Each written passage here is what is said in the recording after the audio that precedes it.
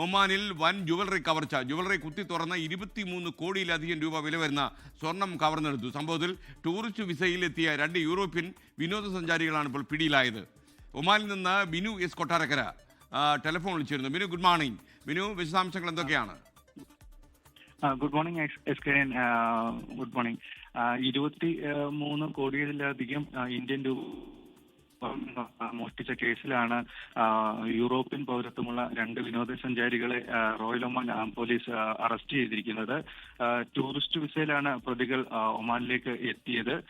പ്രതികളെ സാഹസികമായാണ് royal Oman police പിടികൂടിയത്.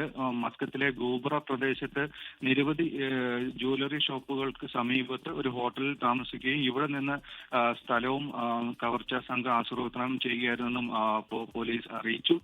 പുലർച്ചെ 4 മണിയോടെ മെക്കാനിക്കൽ ഉപകരണങ്ങൾ ഉപയോഗിച്ച് 2 പേരും ഒരു ജ്വല്ലറിയുടെ പിൻഭാഗത്തെ മതിൽ തകർത്ത് അകത്ത് കിടന്നാണ് ആഭരണങ്ങൾ മോഷ്ടിച്ചത്.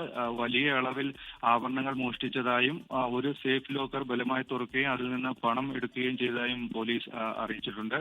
കൃത്യമായ അന്വേഷണത്തിനും ട്രാക്കിങ്ങിനും ഒടുവിലാണ് അധികാരികൾ പ്രതികളെ അറസ്റ്റ് ചെയ്യുകയും കുറ്റകൃത്യത്തിന് ഉപയോഗിച്ച ഉപകരണങ്ങൾ പിടിച്ചെടുക്കുകയും ചെയ്തിട്ടുണ്ട്. ഒമാനിലെ സിഫ പ്രദേശത്ത് കടൽ തീരത്ത് ഒളിപ്പിച്ചിരുന്ന മോഷ്ടിച്ച ആഭരണങ്ങൾ റോയൽ ഒമാൻ പോലീസ് കണ്ടെടുക്കുകയും ചെയ്തിട്ടുണ്ട്. വിനോദയാത്രയുടെ മറവിൽ പ്രതികൾ വാടകയ്ക്കെടുത്ത ബോട്ടിൽ കടത്തിയാണ് മോഷ്ടിച്ച ആഭരണങ്ങൾ ഈ ബീച്ചിൽ സംഘം ഒളിപ്പിച്ചിരുന്നത്.